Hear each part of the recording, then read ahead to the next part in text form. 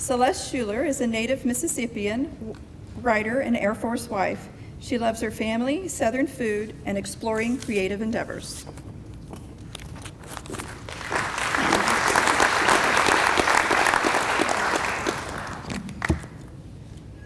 Okay.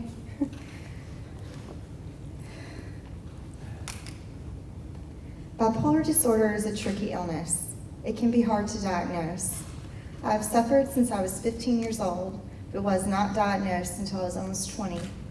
Now I am 28 and still struggle with my illness. It has been an endless road of psychiatrists, therapists, and hospital stays. Bipolar is like a roller coaster that you can't get off. The moods take you up and down, medication changes can make you physically ill, and the adrenaline rush leaves you exhausted. I've gotten speeding tickets, overdrawn my bank account, and had multiple sexual partners while on a manic high. This part of the roller coaster makes you feel amazing, like that you can do anything, conquer anything. Colors are brighter, fruit tastes sweeter, but your mind is racing to its doom. Once the mania vanishes, the depression sets in. This is the lowest of the low. I can't get off the couch. I can't bring myself to shower or brush my teeth. I lie in bed wondering why I'm this way. Why can't I function like a normal person? Why can't I stop crying?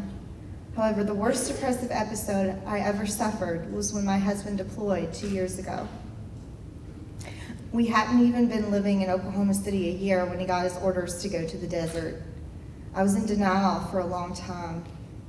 I kept thinking, I can handle this. I don't need any help. I can handle being alone.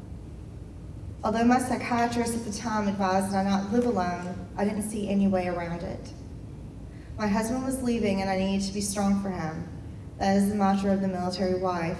Be strong, be resilient, but most of all strong for your spouse. The day my husband left, I cried. I had a friend come over, but I was scared to disclose my true fears. How I was afraid I would fall into a deep depression while he was away. How I was scared because I was between therapists and had no one to lean on. My family lives 8 hours away from Oklahoma, so I was alone. The first few days I was fine. Then I gradually became engrossed in the depression fog.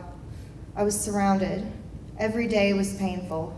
I couldn't bring myself to lie to my husband. I was not okay. Here I was doing everything I wasn't supposed to do as an Air Force wife.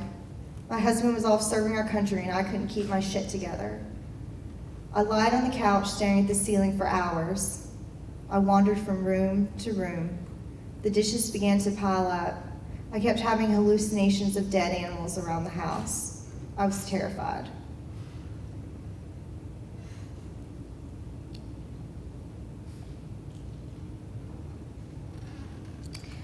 Then the thoughts of self-harm crossed my mind. I thought of cutting my arms as I had done in the past. I knew my husband would be upset. I knew it would scare him. For over a week, I didn't leave my house. I didn't talk to anyone. Having a mental illness is already isolating enough, but when you're supposed to handle things alone, it becomes even more of seclusion.